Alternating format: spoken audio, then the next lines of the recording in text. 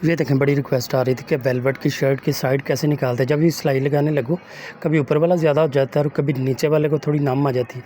ये देखो, छोटी सी ट्रिक बताऊंगा कि उसमें आप बड़ा इजीली इसमें कर सकते हो।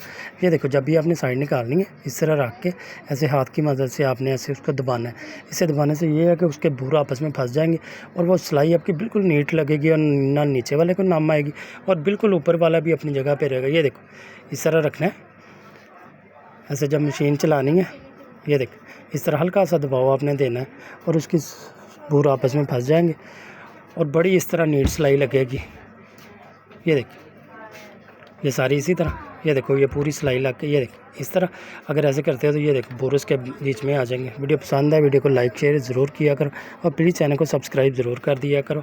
इतनी छोटी छोटी आपको ट्रिक बताता हूँ, कोई टेलर नहीं बताएगा। ये चेक करो, बड़ी इजीली ये शर्ट इसी तरह आप सारी सिलाई कर सकते हो, उसमें कोई नम वगैरह नहीं आएगी, घर में भी कर सकते हो। ये चेक करो, ये इसका